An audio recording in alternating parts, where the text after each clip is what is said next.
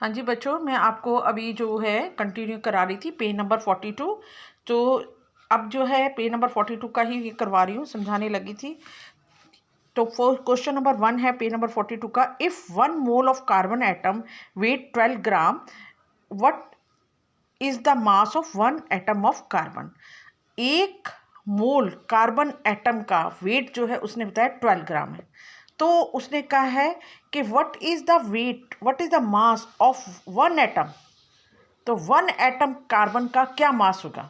जब 1 mole carbon का atom का ये मास है 1 मोल, तो आपको ये पता चलना चाहिए बेटा कि 1 मोल में कितने एटम होते हैं, ये पता होना चाहिए।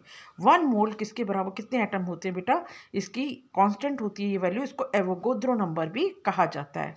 1 मोल में इतने होती हैं, एटम की संख्या कितनी है बेटा 6.022 इंटू 10⁻23 एटम।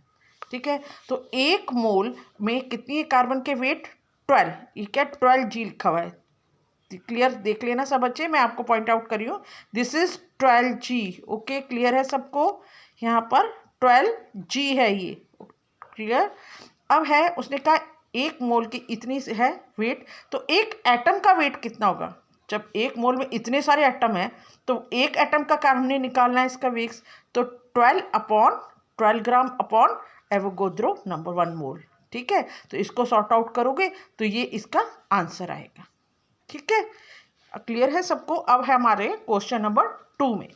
क्वेश्चन नंबर 2 जो है आपका, ये देखिए आपके बुक में भी दिया हुआ है बेटा, यहाँ पे ये वाला क्वेश्चन है। 1 जो है अभी मैंने आपको सॉर्ट आउट किया है। सेकेंड वाला ये क्या कह रहा है, which has more number atoms 100 gram of sodium और 100 ग्राम ऑफ आयरन। ठीक है, वो कहते हैं किसकी ज़्यादा संख्या है एटम की, 100 ग्राम सोडियम की या 100 ग्राम आयरन की, किस में ज़्यादा एटम की संख्या है। दोनों का वेट 100 ग्राम है, लेकिन एटम की संख्या किस में ज़्यादा है। ओके, ये क्वेश्चन पूछा गया है। तो अब आपको ये सॉर्ट आउट करा रही हूँ, वही क्वेश्चन है देखो। ठीक है, जो मैं आपको बुक में दिखा रही थी वही है। तो आपको इन्होंने सारा जो है एटॉमिक मास जो है सबका दे रखा है। सोडियम है हमारे पास है, तो सोडियम का 23 होता है एटॉमिक मास बेटा। और जो आयरन है उसका भी आपका देखिए यहाँ पे, आयरन का यहाँ पर है 56, आयरन का होता है बेटा 56, सोडियम का होता है 23। तो अब हमने निकालना है सबसे पहले। ठीक है, तो हमारे को पता है सोडियम का है 23, तो 23 ग्राम ऑफ सोडियम हैज़ एटम, ये क्या है एवोगाड्रो नंबर, N0 क्या होता है Avogadro number. So 100 gram of sodium has a atom, तो 100 ग्राम दे रखा है ना सोडियम का हमारे को। जब 23 ग्राम सोडियम के एटम में इतने कांस्टेंट है ये, तो 100 ग्राम में सोडियम के कितना होगा 100/23। ये क्या है 100 कहाँ से आया, 100 हमें दिया गया है, 100 gram already which have given, sodium 100 gram. ठीक है, और 23 कहाँ से आया है, ये एटॉमिक मास है सोडियम का। ठीक है, तो 1 मोल में ये एटॉमिक मास ये होता है, एवोगाड्रो नंबर होता है ना 1 मोल, तो ये है, तो 4.3 नंबर ऑफ एटम आया इसमें। अब हम चलते हैं आयरन का, आयरन पे चलते हैं। आयरन का एटॉमिक मास क्या है बेटा 56 ग्राम आयरन हैज़ एटम। तो 56 ग्राम एटम का वही नंबर ऑफ एटम, एवोगाड्रो का कांस्टेंट है दोनों में, इसमें भी इसमें भी। तो 100 ग्राम, उसका भी 100 ग्राम ही वेट दिया हुआ था आयरन का, हैज़ एटम 100/56। तो इसको सॉर्ट किया, इसको डिवाइड किया, इसका ये आया, इसको डिवाइड किया, इसको ये आया।